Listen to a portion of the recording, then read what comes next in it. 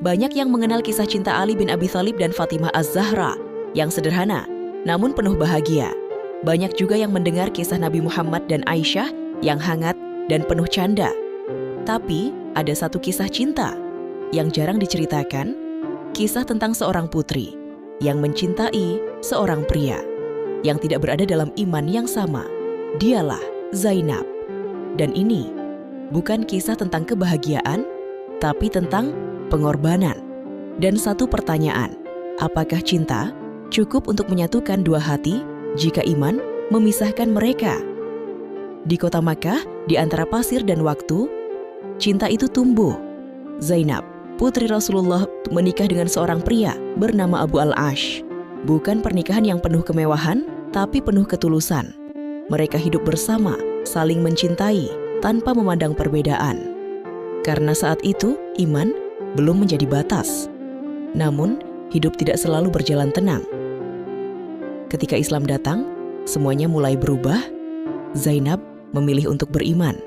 Namun, suaminya belum mengikuti jalan yang sama. Dan sejak saat itu, cinta mulai diuji. Bukan karena mereka berhenti mencintai, tapi karena mereka berjalan di jalan yang berbeda.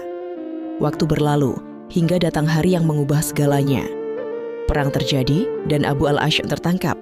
Sebagai tawanan, dia harus ditebus. Dan saat itu, Zainab mengirimkan sesuatu. Bukan emas, bukan harta, tapi sebuah kalung.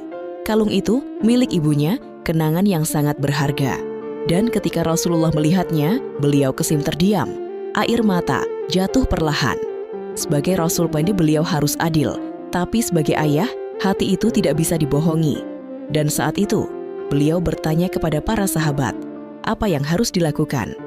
Menerima tebusan itu atau membebaskannya? Dan keputusan itu akan mengubah segalanya. Dan akhirnya, keputusan pun diambil. Abu Al-Ash mau dibebaskan.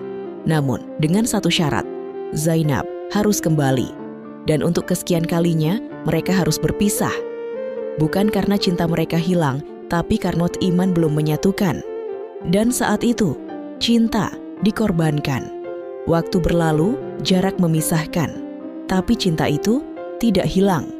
Karena cinta mereka tidak dibangun hanya dari rasa, tapi dari kesabaran.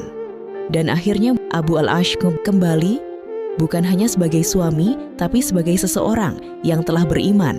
Dan saat itu, mereka dipertemukan kembali, bukan karena cinta semata, tapi karena iman telah menyatukan mereka. Dan pertanyaan itu akhirnya terjawab, cinta saja tidak cukup. Tapi jika disatukan oleh iman, cinta itu tidak akan